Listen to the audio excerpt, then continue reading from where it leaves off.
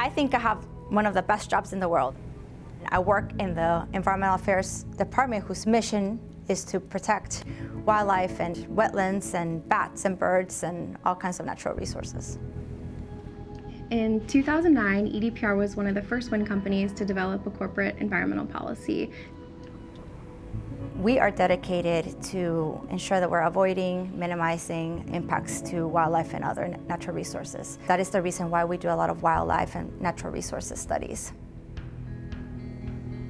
When we first take a look at a project and we think that this might be a good project for us, we first go out and we survey the land. It's called a site characterization study.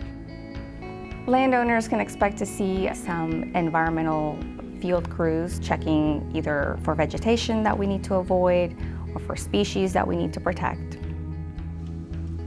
At each of our wind projects, we're going to do pre- and post-construction wildlife monitoring. We're meeting with environmental agencies, the U.S. Fish and Wildlife, the Department of Natural Resources for that particular state to talk about the sensitive environmental issues. Some of the common studies that we do at all our projects are avian studies, wetland studies, cultural resource studies. We reach out to tribes or to state historical preservation offices to ensure that we're avoiding any impacts to those resources. We've done avian use surveys, raptor nest monitoring, raptor banding, and burrowing owl surveys. That really helps us assess what our impacts could potentially be and make sure that the wind farm isn't having any effect on wildlife. EDPR cares deeply about the communities that we work in, and we have health and safety standards that go above and beyond what's required in the communities. Safety is very important at EDPR. When designing our wind farms, we make sure that the setback from occupied homes, from barns, from public roads is maintained. A setback is a condition that is put in place to protect for issues like sound or visual flicker. As I talk to you now, I can see turbines over in the background that are running, and obviously you can't hear them. I know that early on, before we were built, that was a big concern, that we were going to have a lot of invasive noise that would bother everybody, and that's not the case. The wind turbines produce noise, but we want to ensure that that level is appropriate for any resident living in the communities where we operate.